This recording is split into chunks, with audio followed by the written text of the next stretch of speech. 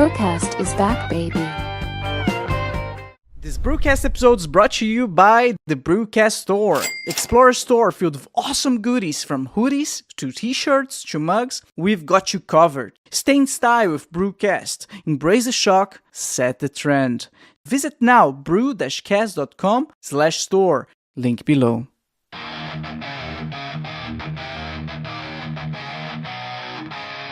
Back with the fire, can't you see the flames? From Deutschland steps comes the BRUCAST name. Voices like thunder breaking all the chains. Unleash the fury like a runaway train. Alright, hi everyone, welcome back to another BRUCAST episode. If it's your first time watching the show, make sure to like and subscribe. If you're listening to Spotify or Apple Podcasts, please rate the show 5 stars. This will ensure that the podcast recommends to even more people and allow me to keep doing what I love. BRUCAST also on Instagram, X, and TikTok, where I upload shorts with the highlights of the show. So follow now, BRUCAST on Instagram, X, and TikTok. Links in the description below. Here we thrive, we survive! Hey there, BRUCAST fans! Welcome back to another episode. If you haven't checked it out yet, go check our earth-shattering news event that we just announced. We just did the huge event, like the first ever BRUCAST event that you can check it out right now on the BRUCAST channel on the live tabs, and you're gonna see that we have like just not one. No, just not 2, but 3 announcements.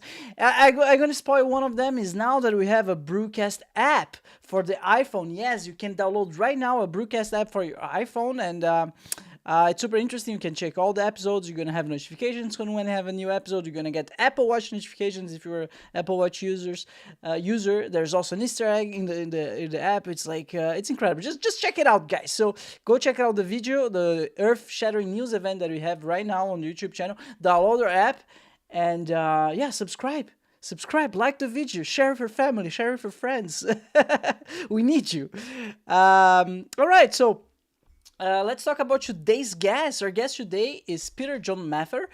He's a skydiver, entrepreneur, and life coach who overcame 18 years of addiction to build a life of purpose, resilience, and transformation. Now clean and sober, he shares his journey to inspire others, running multiple business and empowering lives through storytelling, personal growth, and sky-high ambitions. All right, man, how are you doing? Bruce, that is, wow, what an intro. What an intro. Thank you so much, brother. Thank you so much. And hey, I want to just start with this. You have so much beautiful energy. I absolutely love your energy. You know, we had a little chat prior, but your energy is just infectious. I mean, you know, you're like a bundle of joy. Thank you so much, man. I'm high on life. I don't know what to say. I'm doing what I love. And what incredible guest. What can I say? It's dude, you're amazing. Like when I saw your profile on Matchmaker, right? Or I think I don't remember. There's so many websites of podcast stuff. But I was impressed. I was like, I need to have him on. Like, first of all, I need to ask you, how can I get my own BBC show? I need, what's the secret? Well, the way I ended up with it, I think it was, I'm going to say this. It was just a beautiful gift. It was a complete and utter beautiful gift from the universe, God, whatever you believe is your creator, and the way that came about with the documentary was I own a skydiving center in the northeast of England called Sky High Skydiving. And just out of the blue, like I just started my journey. It was 18 months at the time, thereabouts. And I just started my journey of going clean.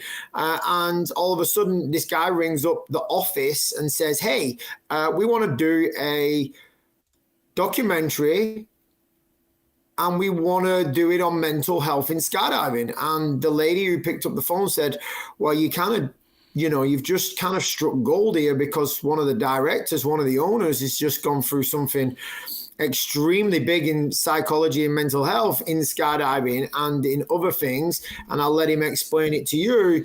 And then I met this amazing gentleman. Unfortunately, I'm tied into what I can say who did it because it's the BBC. So I can't tell you the gentleman's name, but he was an amazing guy. He followed me around for 3 weeks and I met him. And this was the most funniest thing. I met him in this really beautiful cafe up in the northeast of England. And he sat down and he said, "Tell me your story." And I said, "Tell me your story." Okay. And he looked at me like, "Exactly the same as you." And I said, "Well, before I tell you my story, I want to know more about you.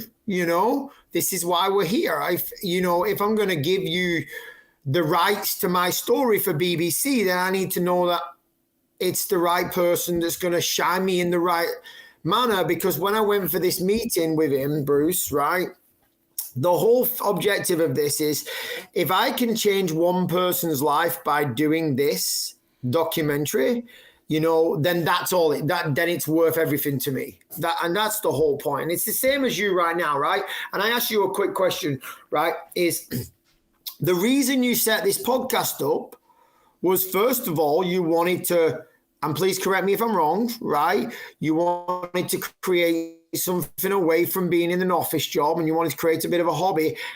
And now the question I have for you is, what has it turned into? What has it turned into, Bruce? So, first of all, it's Bruno. I know a lot of people, you're not the first one. A lot of people call me Bruce. Bruno, sorry. No, buddy, so it's Bruno. okay. It's Wow. crazy. I'm telling you, like, so many people just automatically think I'm Bruce, but I don't know why. It's Bruno. So, Bruno. no worries. So, the question was, what it turned into. So, for me, it turned you in the source of information and joy. And I'm getting so much, and when I say information, like top tier information with people that because when you watch a video, right, you're absorbing a certain way, but when you're interacting with someone who filmed a bunch of videos or wrote a bunch of books, and you have this back and forth, you can talk to them who have so much experience and knowledge, and they're there in front of you, ready to answer any of your questions.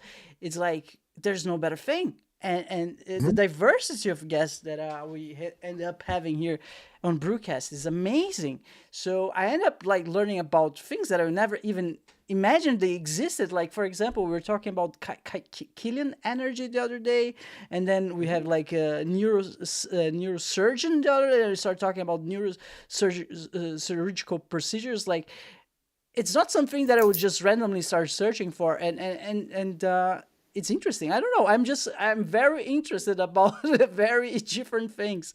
So it's just it's very rewarding in general in every aspect. There you go. Yeah. There you go. There you go. There you go. And that's the whole reason why I did the BBC documentary, and that's the whole reason why I did, the question back to him about, tell me your story before I tell you my story. Because I knew, with what I've gone through in my life, I know that my story is not good. It's amazing. Like where I have been, 18 years of being a substance abuse addict. I had a heart attack at the age of 21 from a cocaine overdose. They brought me back to life at 21-year-old. I was a human being that was going through life. And, I can more than likely talk, and a lot of people out there maybe are listening to this and they've maybe gone through something very similar, or they've gone through different circumstances, and more than likely I'm watching you nod right now, and it's like you're feeling it because of the fact that you know what it's like. Maybe not with substance abuse, but a situation in life that puts you to a point where you don't know where you want to go in life, and you don't feel like you have a purpose, and you don't feel like what is life about, And if you've ever been there where you ask that question, what's actually life all about, or what is life, then you can get millions of ideas. But at 21-year-old, I really didn't know what I was going to do, this is why I knew my story was so special, and everybody's story out there is so special. Bruno, you've got a beautiful story, dude. I don't know it yet, but you've got a beautiful story, and that's the whole concept. And these beautiful guests that you're getting coming on and everything else, and you're learning and you're getting the interaction with it all. Every single human being out there has a beautiful story. It's just some people have a more in-depth, bigger deeper story than other people, and then it's from there, what do you do with that? And for me, all of this was a beautiful gift. And you know, I said that at the beginning when you said, how do you get a BBC documentary? Well, you just kind of have to things just kind of fall into place, and then from there it just develops, you know. And I knew all this. I knew this when I sat down with him, that, you know, he kind of struck gold, you know. And from that BBC documentary, by the way, because we haven't touched on this, is, you know, the gentleman I'm talking about won an award for that one with me. Now, the BBC have actually took it down off BBC iPlayer. You can still see the picture of me on there. It's called We Are England, and it's called Free Falling. The actual documentary isn't up no more, but you can see the picture of me, and it says, you know, transmitted on this and blah, blah, blah. Unfortunately, they took it down, which it was, I absolutely despise it, but that's what BBC do. You know, they can't keep everything up forever, understandably. I mean, this was made 2 years ago now. So, yeah, you know, and that's how I got it. You know, that's how I got the kind of gig. And it was a free of charge thing that I did. It was, you know, they followed me around for nearly 4 weeks. There was, at one point there was only one guy, and then there was a film crew of 4 people at the end of it. They went to, example, Newcastle Airport with me and had clearance from Newcastle Airport and followed me all the way through Newcastle Airport because I had to fly out to another country to do some work for skydiving. And they followed me around numerous amounts of different places, and they met my now amazing wife. She wasn't at the time. And then they met my mum, and they did loads of different interviews with me and other people. And then they asked for some really deep, dark things. Like in the documentary, and I'll briefly talk about it, is, you know, I went through a time where I didn't want to be on this planet no more. And there was a time where I decided that I was going to kill myself. And there was a time there where I didn't want to be here. And there was, in reality, when I actually decided that I didn't want to be here no more, I actually started to drive the car off the side of a cliff in Portugal. And I was about 500-600 yards away from the edge of the cliff when the phone rang, and I had a choice at that time.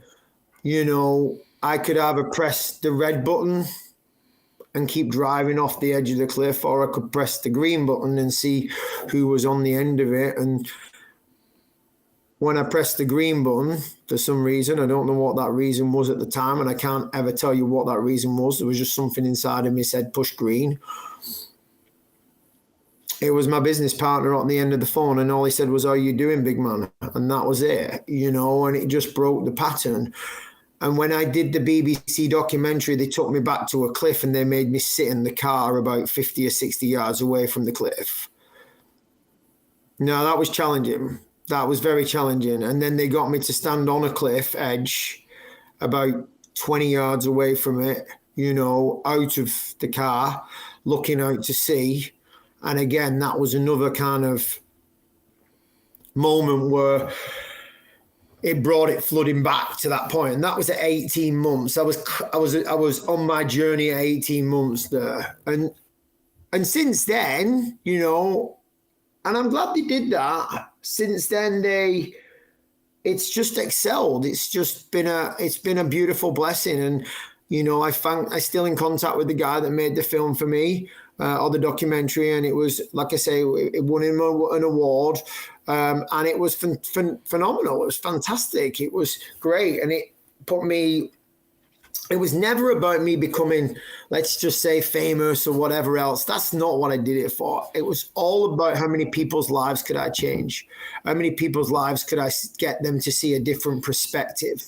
It was all about how many different people that, you know, just enlightened watching that story, or, you know, if it touched one person, and believe it or not, this is the truth, Bruno, is that it touched so many people, even the people that knew me. and it's still touching people right now. I know it is, because the video is circulating in different ways, or the 29-minute documentary is circulating in different ways. And during the documentary as well, just to let you know, I helped two ladies. One lady, I took them both skydiving, right? And one of them has massive anxiety, two different personalities, and I got her to a point and we took her skydiving, and we got her past this whole point where then she wanted to go at the end of it to go and see her daughter and start making a relationship with her daughter. So, that was one of the amazing things, that we got to do from that as well. Wow, man. Whew. That's a lot to unpack. I did tell you at the beginning. What? That if you unpack this, I said I did tell you at the beginning that if you was to unpack this, we could be here for a long time. Ooh, I don't mind. I don't know. Let's go. So my first follow-up question would be, can you maybe see the documentary on YouTube? Can anyone should look for it? Because they took it down from the official BBC website, but is it somewhere? It's not anywhere that I know, as in YouTube, where it's easy to do. If someone at some point gets hold of it and puts it on YouTube, then that would be cool. Yeah, that would be cool. I mean, I think you said the whole goal was to inspire at least one person. Correct. But it turns out you apparently inspired several people, and it would be awesome if you're going to inspire even more, right? Hopefully, we can do that a little bit today with this podcast. But Peter, I need to ask you. You said that at 21, you felt lost in life, and you used drugs as a resource to find meaning. Is that was that it? Okay? So, but let me ask you that. Don't you think that most teenagers are lost in life?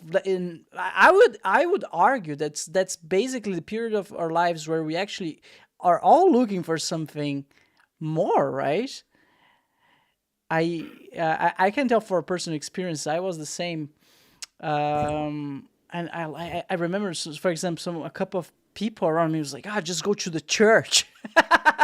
I was not a religious person, but it was an option. Have you ever considered like different options for meaning?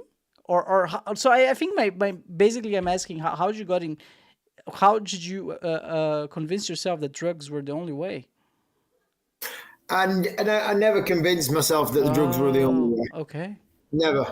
Never convinced myself drugs are the only way. So let me why do I want to word this? Let me think for a second. So I want to word it in this concept. Like at age 21, right? We're all in a spring period, right? If we look at it from a seasonal point of view, right? Let's say from the age of 16, maybe a little bit later, maybe 18, all the way probably up to around about 30, 40, a little bit earlier. We're all in the spring season, right? Spring season, where we everything's great, everything's beautiful, life looks brilliant. But actually on the deep down dark side of it, right, it's not really that brilliant in a way, So it's not really summer yet, and we're not really reaping the rewards.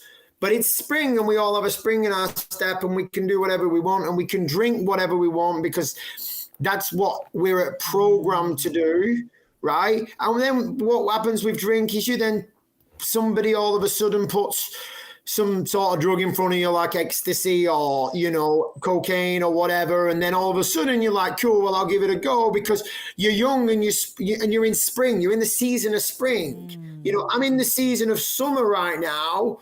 My brain's telling me I'm in the season of spring because I'm like I'm reinventing myself in a way, or I've got my real purpose.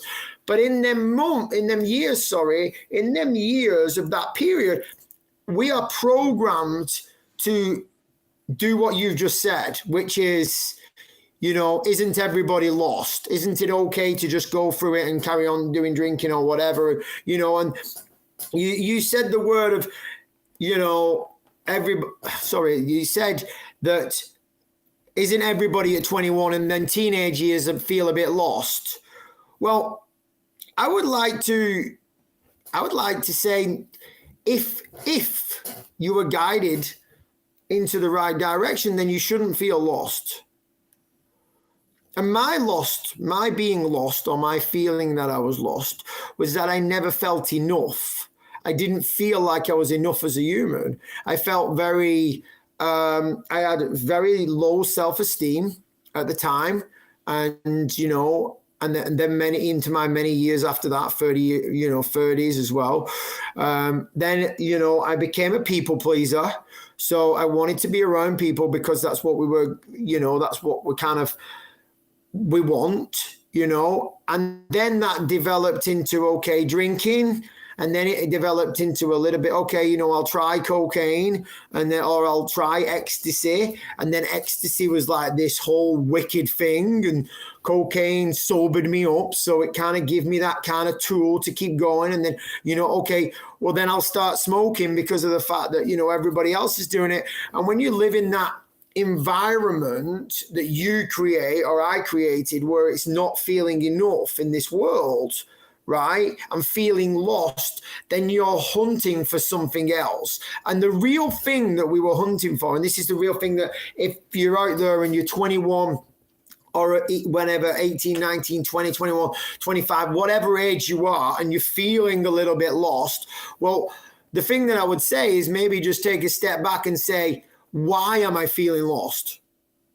Because I only learned this when I got into my late 30s, when I started to really change, when I really started to make the effects of changing. And I went, why do I feel lost? Okay, I'm a people pleaser. Why am I a people pleaser?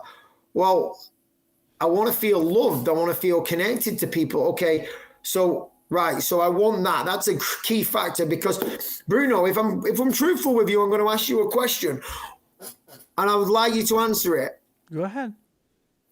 What is the one thing that everybody in this world is really looking for? Money. Oh, you say that, right? You say that, Bruno. Bruno. You say that. You say money. But let me ask you this then. I'll ask you another question. Why is it some of the richest people in the world are the most miserable people in the world? Yeah, I know. Like love. They're like at the base fundamental level, we all need love. Yeah, love and connection. No, love and connection. So we're all seeking love. Always seeking love and connection. But we can't get love. If we can't get love, what we do then is our brains are beautiful. And what they do, they go, okay, I'll get connection. Right? Because if you don't feel loved and you don't feel enough, then the next best thing is go for connection. Right? Mm-hmm. And when you feel connected, well, then you're getting something from it, right? And then you get an energy source from it. And the connection may not be what you really crave. So, you know, what I did when I get later down the line is I asked myself these questions. Why was a people pleaser? Well, I just wanted to feel loved. It's not that I didn't feel loved from my parents. It's not that I didn't feel loved from my mom or my dad or anybody else around me. I was, you know, this is the truth, Bruno. Like, from the age of like 18, 19-year-old, I've been an extremely popular guy. Like, even when I didn't think I was, extremely popular. And then I started skydiving at 25. And then I became even more kind of in the limelight of skydiving and popular. But I always say this to people as well. Back in them days, you could put me in a room of 20,000 people, and every one of them would potentially, let's just say hypothetically, know who I am, right? 20,000 people example, but I would be the loneliest human being in that room. Because you did not have love. Because I didn't think I had love. You did not think you had love. Because I believed that I wasn't enough. Because I believed that the pattern that I was on, that was the only way. Why? And I believed that. Go ahead. I'm sorry. And I believed that continuing on that pattern was going to create me something. And when I was 36, when I was 36 and I went through the suicide thing and the drug addiction, and I was doing pretty hardcore stuff. I was with a human being, right? My ex-partner at the time, and I was ruining her life by doing what I was doing, right? And I used to say these things, oh, it's just me, I'll never change. And if you're out there and you're listening to this and you use these words, this is just me, I'll never change. Well, I'm sorry to tell yourself, go look in yourself in the mirror, because the only one reoccurring thing that's going to keep happening every single day of the week, right, is you, right? So go change, look in the mirror and say to yourself, I'm going to change, because you're never going to live a fulfilled life if you don't start changing, right? And I got a beautiful gift from that lady. You know, I thank her every single day of the week for the beautiful gift she gave me, right? It put me to suicide, but it also made me say these words when I came out of it, right? I said, the next person that gets me, the next person that gets me in their life is going to get the best version of me. Oh my God. Right? And then I extended that. To, well, the next person that I meet is going to get the best version of me. And the next person that comes into my life is going to get the best version of me. Right? So all the way through it, it's all I want to do is be the best version of me, so that, example, Bruno, you can experience my life. Like, you can experience it, because I want to be the best for me so that I can be the best for you. Right? And that's what made me start to change. These are the things that made me start to change. And I get to look at my beautiful, amazing now wife, you know, that came into my life. And if I hadn't said them words and I hadn't made that decision, because everything is made of a decision, to do that, then I wouldn't be sat here right now talking to you on this amazing, beautiful podcast that is like, you know, sick ass designs, because I really love that big ass kind of lightning bolt in the background, by the way, because that is sick ass. Kind of want you to send me all that from Germany, by the way. But anyway, Thank you. Man, you have no idea how happy you're making me, like hearing all of those things, and it's crazy how spot on you are from like and like they relate to so many things that I happened throughout my life. I won't give any names, of course, but gosh, I had like girlfriends who would say exactly that. That's who I am. I'm not changing. Either accept me or that's it. That's who I am. Or fuck off. Like, she didn't say it exactly like that, but basically that was the message, loud and clear.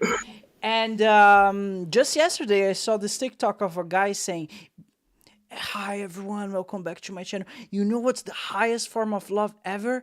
Is you working yourself to be the best partner you can be, the best person you can be for a partner.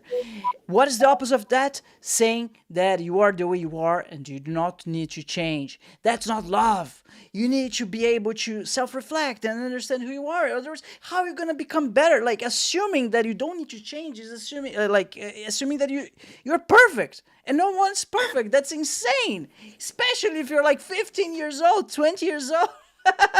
So that's so cool that you're saying all of those things, because like it's so true. It's so true. And I think a lot of people, they don't hear, like, they don't know, like, that's the way for becoming a better person. I think most people, Peter, to be honest, don't even care or don't even want to become a better person. It's too much effort. No, I'm going to stop you there. I'm going to stop you, and I want to. And the reason I'm going to stop you, and I'll elaborate on why I want to stop you, is it's no one's fault. It's no one's fault. Not their fault. It's not their fault. It's not their fault, right? And it's not your fault. And everybody does care. Because if no one cared, and I'm going to tell you the reason why I believe this, and my hallucination is this, right? If no one did care, why would they be asked putting shit on Facebook and Instagram and TikTok and Twitter and all that kind of social media? If no one really did care about it, then why would they still be doing that? No one cared? That's what you mean? Yeah. Okay. Yeah, no one cares. Okay. Cares. You know, because you said no one's bothered, you know, right? So cares. Sorry, it's the language. It's the way I say "ers" is a little bit different to everybody else. I'm amazed that a German guy just pulled me on that. I am. So would you say that they care and therefore they post shit posts on Facebook? Yes, they post stuff on Facebook because they want to be seen, because they're trying to meet, Oh.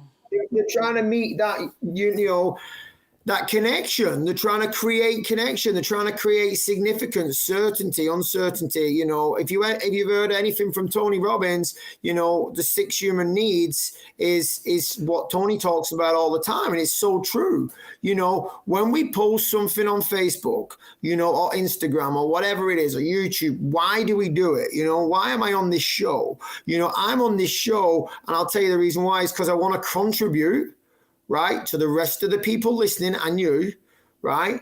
And I want to grow because this is teaching me and learning on how I develop as a speaker, right? And also reaffirming my story is that I never go back to the person that I was. And then from there, that gives me significance, right? Then it also gives me certainty that I'm more than likely touching some people's lives. I already know I've touched you, so I'm already ticked in the box on that one.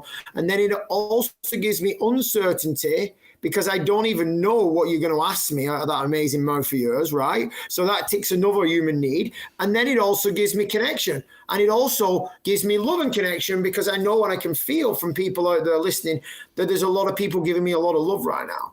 Right. And that's not a hocus pocus and all this type of stuff, right? Because if you've had energy healers on your show, which I believe you have, then this is what it is, right? Because all we are is a ball of energy. And that's a different podcast to go down.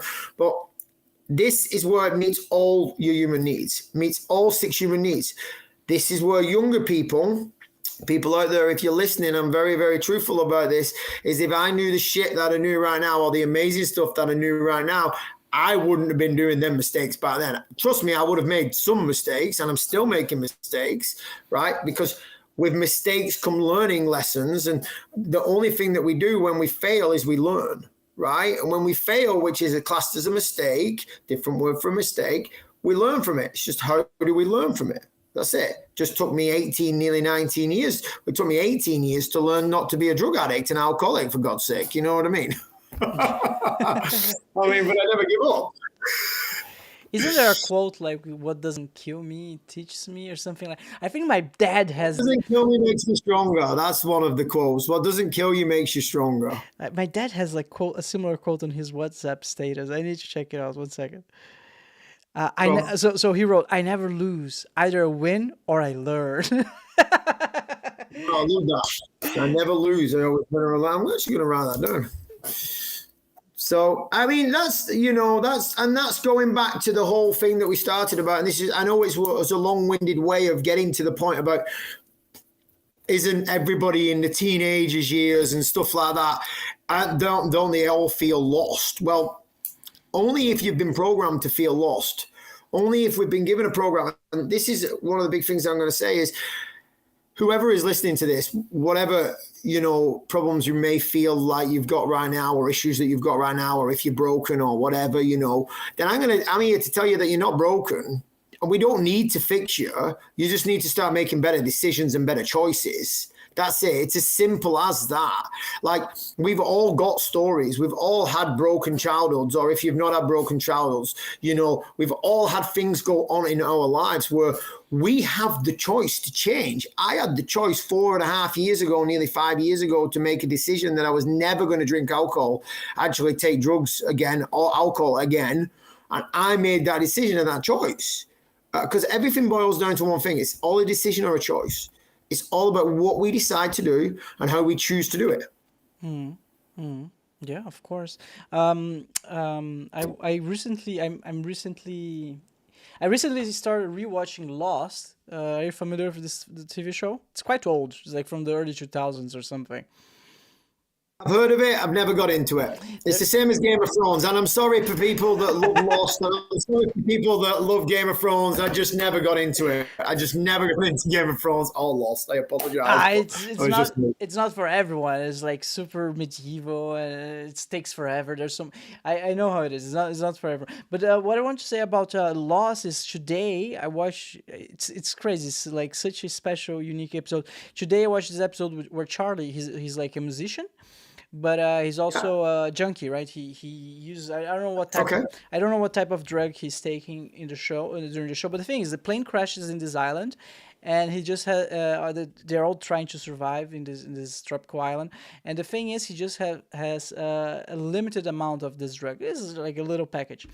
And one of the other characters, Locke, wants to help Charlie, so he takes the drugs away, and he tells Charlie, life is all about choices. Like, we all have choices, and that's what makes our habits. That's what make us. I'm gonna take your drugs away. I know you want them. That's the less amount that you have, and I'm gonna allow you to ask me for them 3 times, right? And Charlie, okay, oh my God. And I asked once. Locke said, okay, that was the first time. If I ask 2 more times, I'm going to give it to you. Okay, and then some time passes and he asks again, and Locke says, okay, you have 1 more time that you can ask. And then some more episodes pass, some more hours, and then Charlie comes back and say, Locke, I need them back. I need my drugs.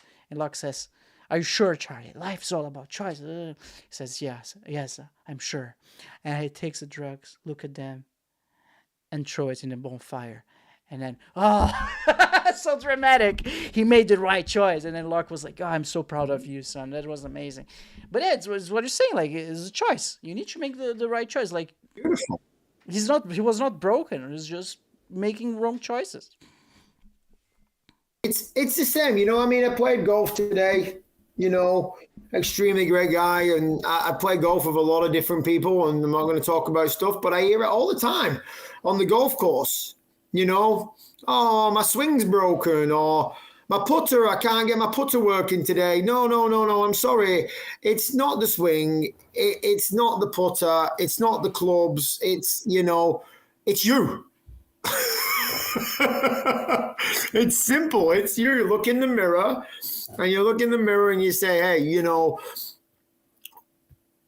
who is it that makes these choices? Who is it that makes these decisions? Who is it that actually makes these things happen in life? You know, who is it? Like, it's us. You know, our parents give us a great opportunity and a great platform, even if you didn't have a great childhood, by the way, because everything that I look at from my childhood and what I went through for 18 years of substance abuse and not having my dad around, as much as I love him to bits. And, you know, my mum did an amazing job of bringing me up on my own, you know, and she really did. And I love her to bits, and I love my dad to bits. You know, it was all beautiful gifts. All of them were beautiful gifts and beautiful lessons.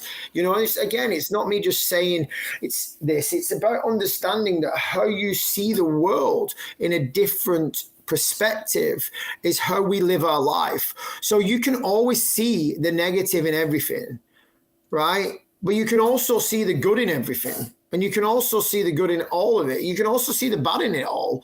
It's just 2 options. We got 2 options. It's a yes or a no.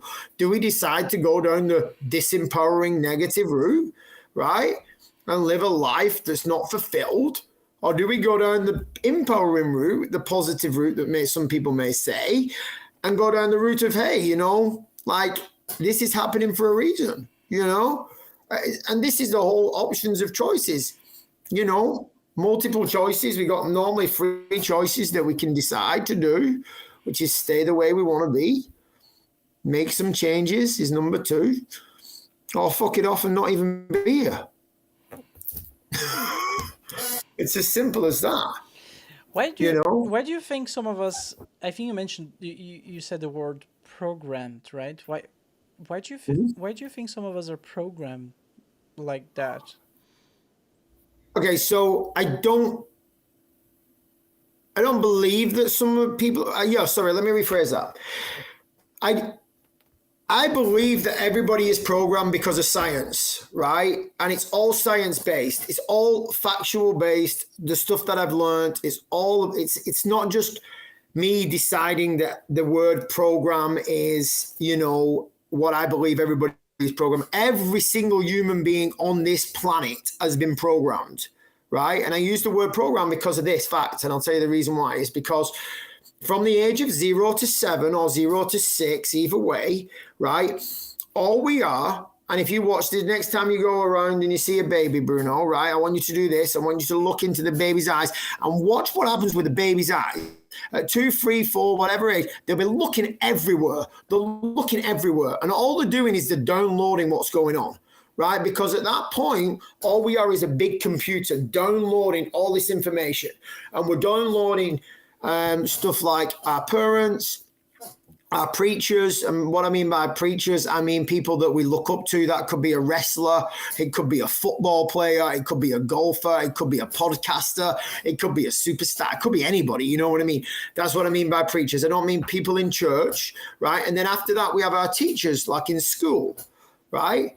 And from that concept, all we do is download.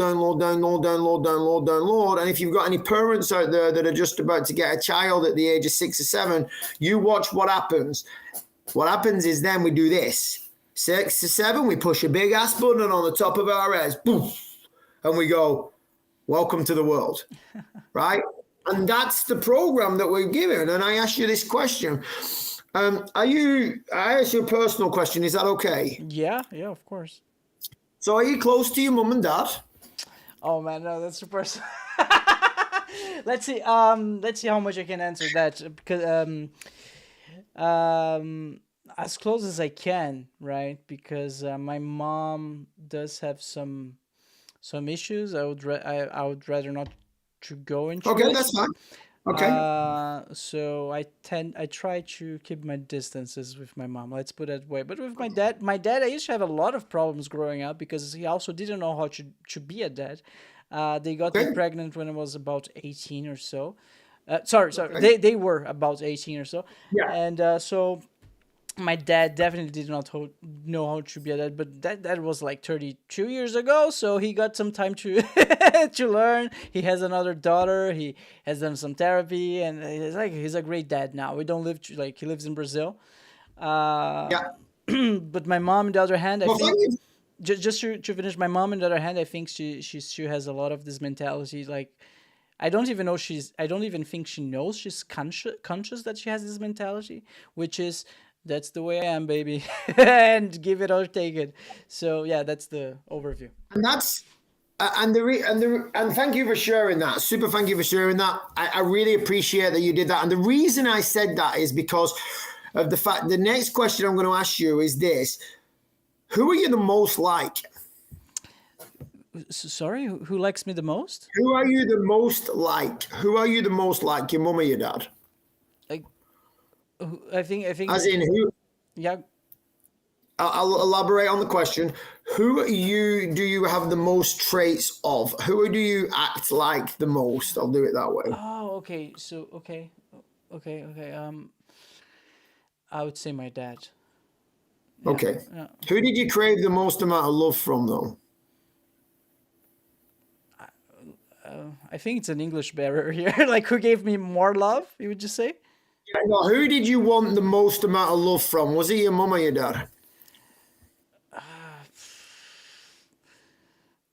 I think both equally, man. Because Okay, cool. yeah. So then you looked up to your dad. So then think back for 2 minutes, and everybody out there, by the way, I'm not just talking to you, by the way, I'm talking to everybody that's going to be listening to this, because this is something that everybody can do. And I know that people are listening about it, right? Is the people we crave, the people we looked for the most amount of love from, there will be one. And by the way, it was more than likely your mum, to be brutally honest, right? Okay. Not telling you what it is, but it more than likely was your mum, right? And at that beginning stage of your life, until you started to make your own decisions, you took some traits from them more than anything else, right? You took some traits from them, and you had this whole concept of, in a way, that this is just the way it is and nothing's going to change and this, that, and the other.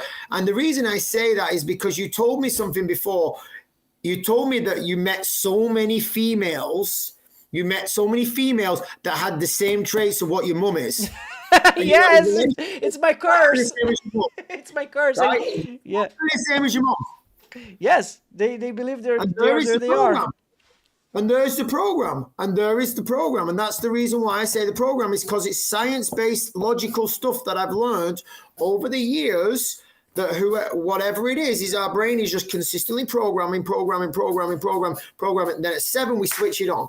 And by the way, just to let you know, my dad is a very successful businessman, very successful for over 40 years.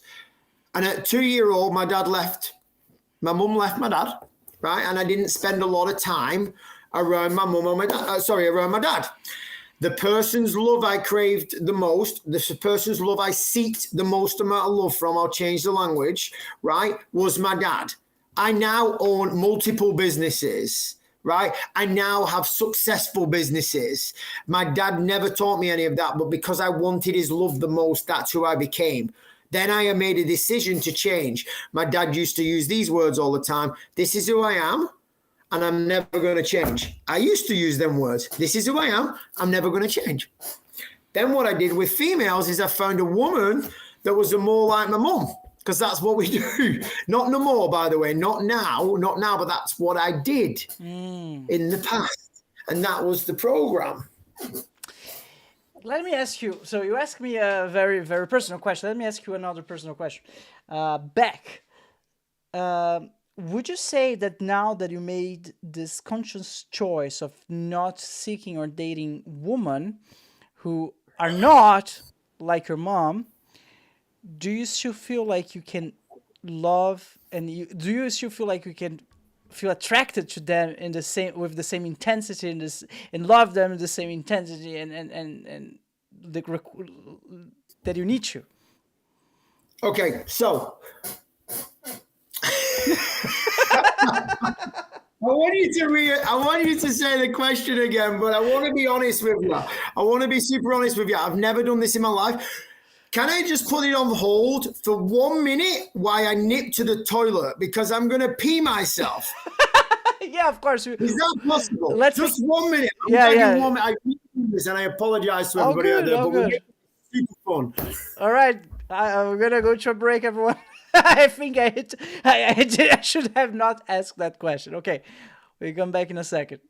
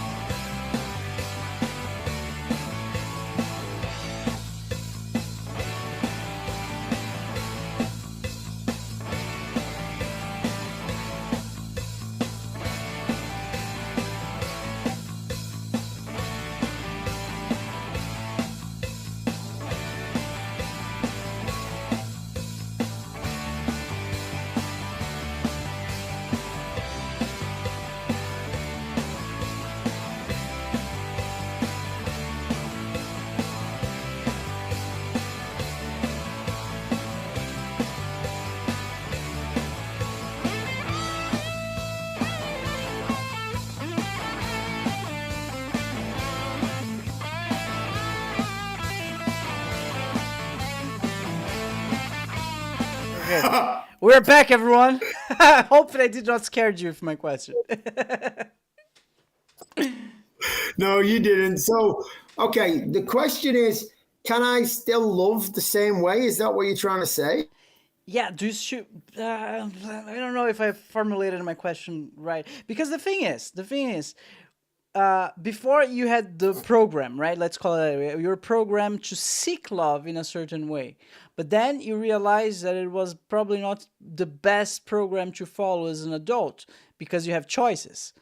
And so my question would be, let me try to ask it a different way. What changed in your love life? What do you say is better or worse or different now that you're following a program that you're like conscious about and not unconscious? Beautiful. Beautiful I, question. I and think the that's answer to better. that- Yeah, go ahead. It's a beautiful question. And the biggest thing that I'm going to say is me. You. I changed. The relationships didn't change. The byproduct of me changing is the relationships changed. I changed my program to become a better person so that my relationships can be more intimate, more passionate, more understanding, more who can I be for the relationship to be the best relationship that we've got. So I'm going to show you this, right? My wife is probably going to go bonkers, but I get to stare at my beautiful wife, me and my beautiful wife, right? We got married in Fiji last year in July, and I get to look at her every time that I'm on the computer, I'm on a podcast. I absolutely love her to bits. And if I hadn't made the decision to be the best human being that I can possibly be for her and the relationship, then we wouldn't be sat here now, you know? And with that comes the byproduct of that. So the relationship's more intimate, the beautifulness of learning together and growing together is beautiful. The whole sitting down and having conversations about how our relationship is going. And guys and girls and whoever out there right now, if you're listening to this and you want to hear a little bit of a tool that I used for relationships is this. I made a decision a long time ago that a relationship is like a business, right? A relationship is a business, and it's a relationship in every aspect. Doesn't matter what it is, whether it's a sexual relationship, a marriage, you know, a friendship, whatever it is, it's a business. When we break it down into very logical words, if you owned a business, right, you would have monthly meetings or 2 weekly meetings, or you would have progression meetings about how the business is going. And if you work in a corporate environment, you sit down in an office and you have a target and you grow together and you do everything together like the corporate world does, or any kind of business, or you go out and you do team building together, right? When you put that concept into a relationship, it doesn't matter what it is, life becomes a little bit easier to understand the relationship. So the big thing that we do, me and my beautiful wife, is this. Every single month we sit down and we say, how is our relationship doing? On a scale of 1 to 10, where's our relationship? And we go, it's at an 8.5 or a 9. We never get to a 10 because we never want to get to a 10. That's an agreement that we have. Right? I'll tell you the reason why in a second. Right? So in fact, I'll tell you the reason right now is because if you get to a 10, then that means you can't grow together. That means there's nothing to work on. There's where can you go from there, you know? Because a 10 is the end result. You never want to get to a 10. It's the same fact as I heard something that Matthew McConaughey said, which was a beautiful saying, and he said this, you know, someone asked me, where do I want to be in 5 years? Who do I want to be and where do I want to be in 5 years? And his answer was this: I want to be me 5 years better off than I am now. And then in 5 years' time, I want to be me again, but I want to be 5 years better off again. So I'm growing consistently. And there's a reason why you never get to 10, or we decided we don't want to get to 10, because we want to grow as a team. And then from there, we say these words: what's great about our relationship? What's the greatest thing about our relationship? And then we'll talk. We'll say, okay, well, this month this was great, or this month you did this great, and I could see that you did this for me, and I could see the changes that you've done, and we can implement them. And we say, sit down and go, cool. And then I say, oh, Ash will say, that's my beautiful wife. She will say, so how can we make things greater? How can we make things, you know, what are we not making great right now? So I'll say, example, okay, there's a bit of miscommunication a couple of times or whatever, and we'll talk about what we must make greater. Or we then sit down and say, okay, what are we really super like happy with, and where is our level of like, you know, greatness at the minute? And then we'll go, where do we want to improve? Okay, so like, you know, talking like right now, just to let you know, we're trying for children. Right. So my way, I am fire in the elements world. I am like, go, go, go. I'm like, boom, boom, boom, as you can tell, a bit like yourself.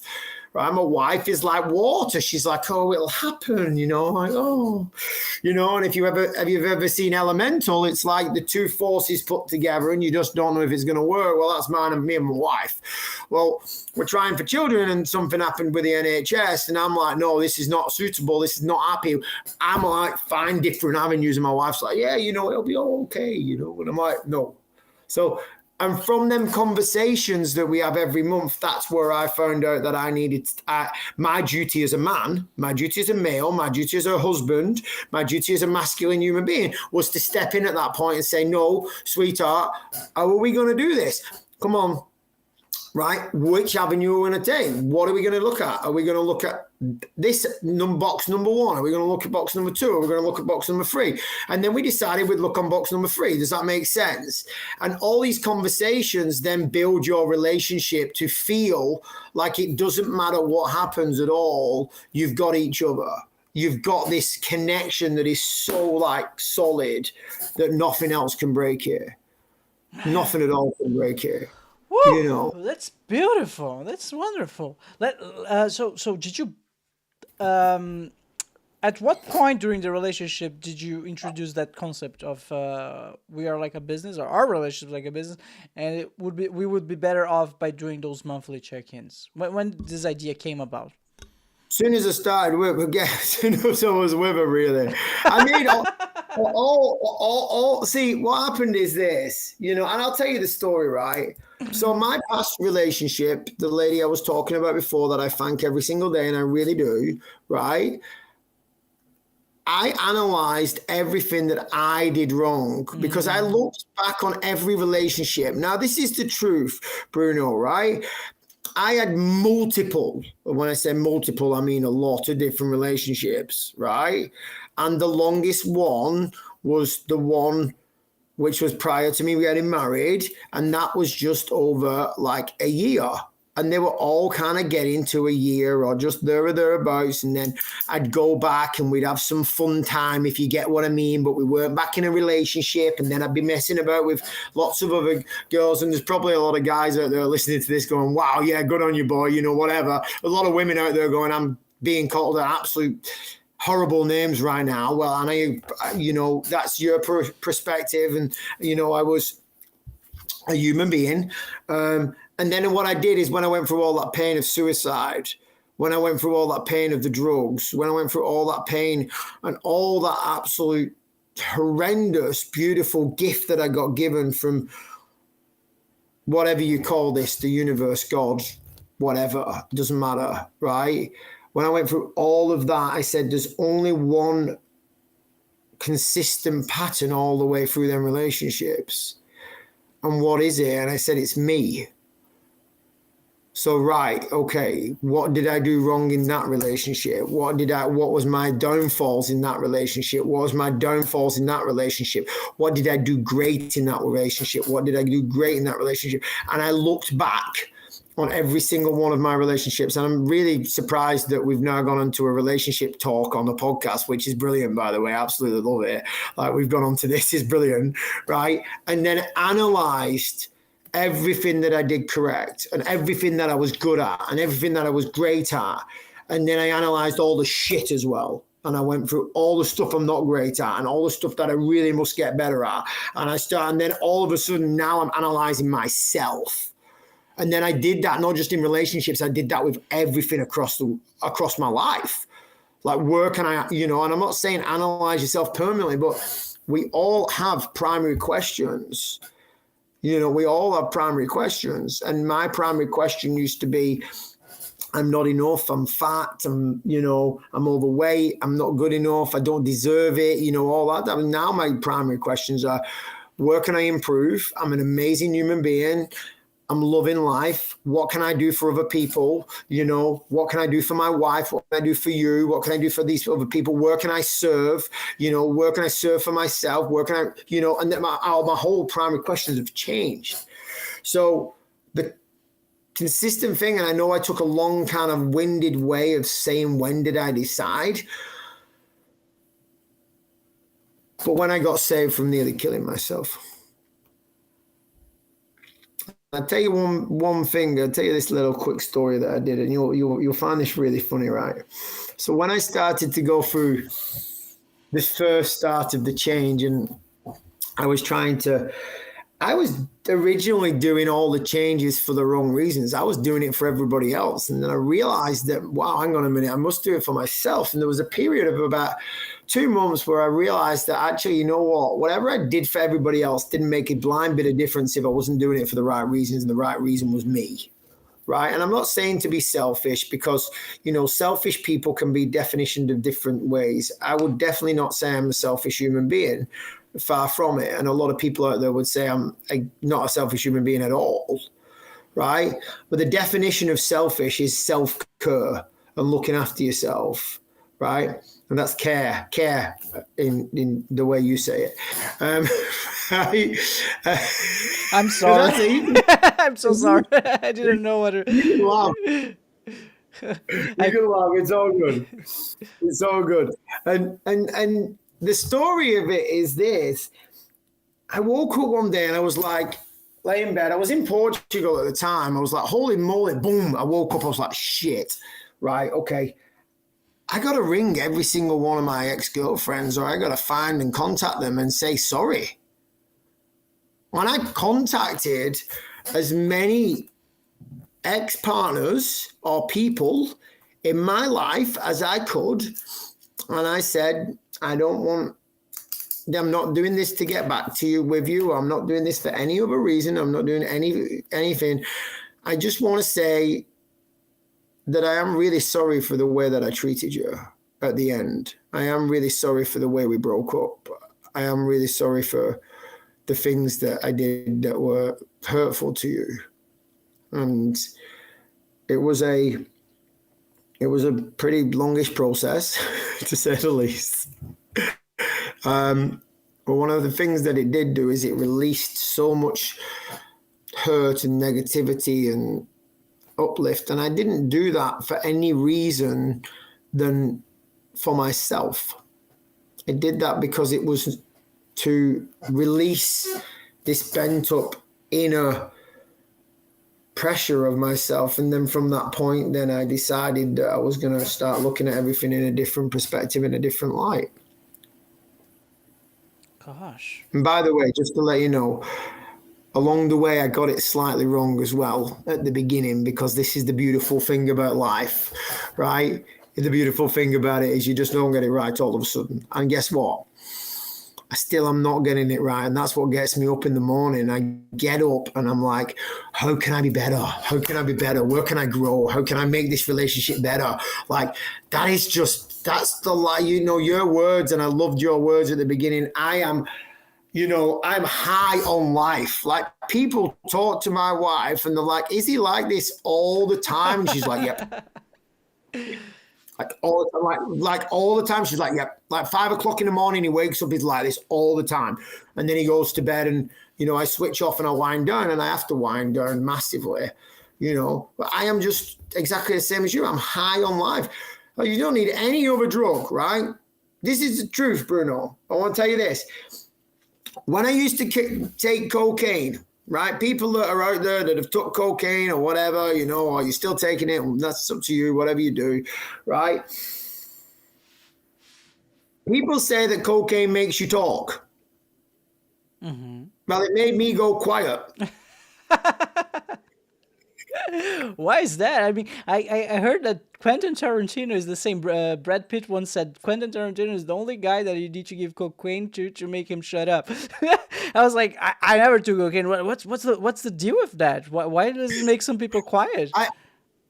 I mean, normally if you have it with alcohol without going down the different routes, it creates a different drug. So if you put cocaine and alcohol together, it creates a different drug, right? That also is a different way. When I was doing a lot of cocaine at the time, and even when I was drinking, it made the opposite effect. It kind of just made me quiet, right? And it's because your brain is we're already the way we are, with the way we're wired with the high of life, like the joy of life. Like, we don't need anything else. Like, we don't need any drugs. We got enough dopamine going into our body. And if you have too much dopamine, then you go quiet. I'll talk about that. and I'll talk about this very quickly because it's an easier way of doing it, is when people do a skydive, right? And in fact, I'll talk about another one, a skydive and going into cold water, like purposely going into cold water, like a cold plunge. Why is it that people go very quiet? Because they need to focus on surviving, I guess. Well, that's one, but your body is dropping so much dopamine, you don't know what to do.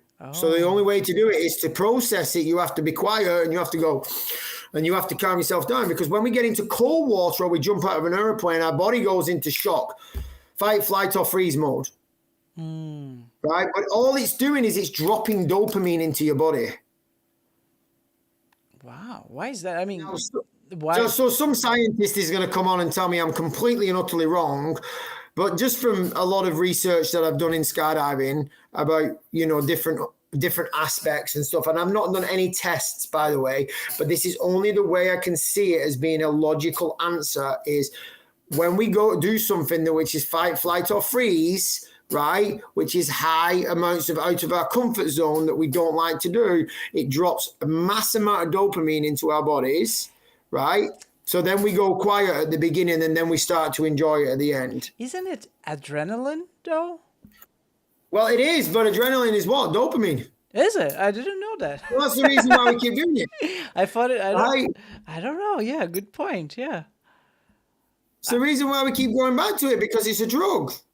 Adrenaline can be a drug, I think. I need to look it up. One sec. Because look it up. I mean, I apologize if I'm completely wrong on this. Dopamine is what dopamine for me is the biggest drug of life, realistically, because we consistently keep dropping dopamine into our bodies, and then that gives us this whole kind of adrenaline. So, does dopamine is released on skydiving? Let's see what Google has to say about it. The intense. Oh, you're bringing it up as well. So let's see. The intense emotions and sensation created by skydiving elicit the brain to secrete a dynamic chemical combination: adrenaline, serotonin, and dopamine. Yeah, you're right. It's all of it. It's everything.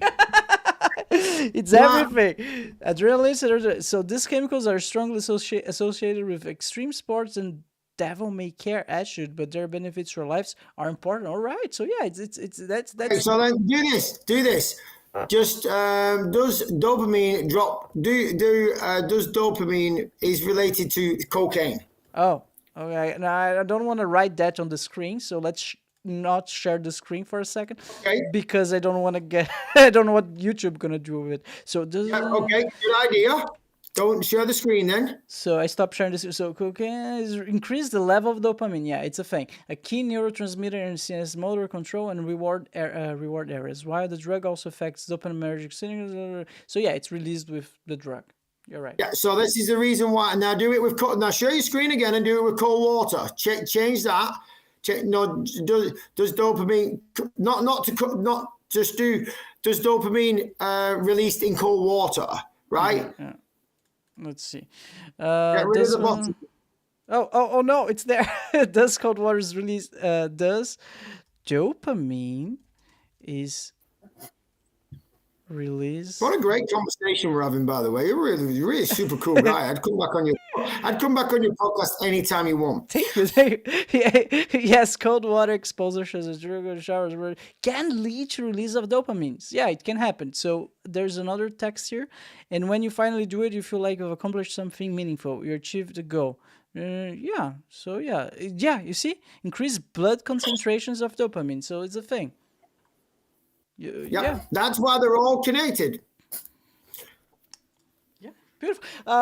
Peter, you're totally right. We could keep going for another 6 hours. You're so energetic, such an interesting guest. I love talking to you, but now I need to ask you where people can find you. Do you have a website?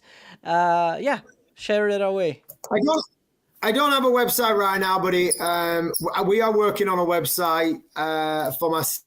That is coming in shortly. I have some big stuff coming up in the future, which I will be releasing on social media, which is Peter John Mather. If you want to connect with me on Instagram It's Peter John Mather 1984, and it's Peter John Mather on Facebook. I don't have a Twitter account right now or anything. I'm not really social media savvy.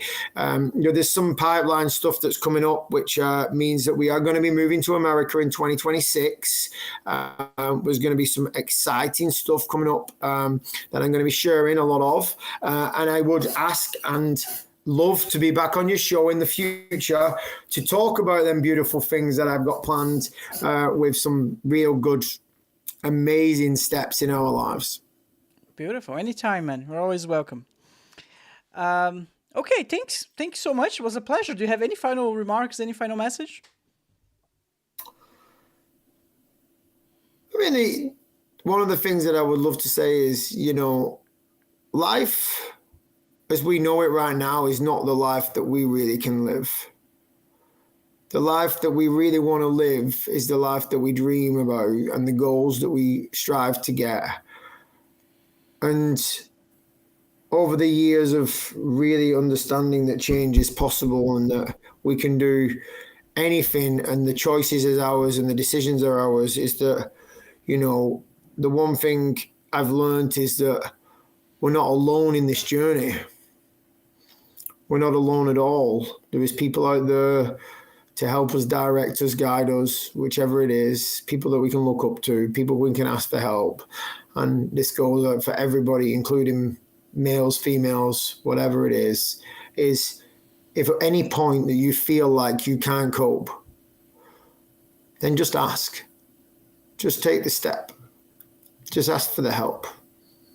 Because you never know, someone may just come along, like me or Bruno, and just absolutely put the biggest smile on your face ever. And by just actually asking for this little bit of help, your life may change that quick. Wow. Thank you, Bruno. It's been a pleasure. It was a pleasure, man. Take care. Have a good one. All right, everyone. So, don't forget to subscribe, like the video, and leave a comment. Catch you in the next Brewcast episode. See you next time, everyone. Bye-bye. Thank you so much for hanging out with us today. If it's your first time watching the show, make sure to like and subscribe. If you're listening on Spotify or Apple Podcasts, please rank the show 5 stars. This will ensure that the podcast is recommended to even more people and allow me to keep doing what I love. Check out now the Brewcast store, Explore store, filled with awesome goodies from hoodies to t-shirts to mugs. We've got you covered. Stay in style with Brewcast. Embrace the shock, set the trend. Buy now at brew-cast.com/store. Again, that's brew-cast.com/store. Link on the description below. Be a Brewcast model and get free stuff. We'd love to see how you and your loved ones enjoy Brewcast. Snap a picture of yourself, your family, your friends, or even your pets wearing Brewcast merch, or watching an episode of the show and send it to us and become part of Brewcast. We'll feature you and your pictures at the end of every episode, just like the ones you're seeing on screen right now. You can upload your pictures at brew-cast.com/contact or tag us on social media. Alright everyone, it has been a pleasure. Thank you so much and see you next time.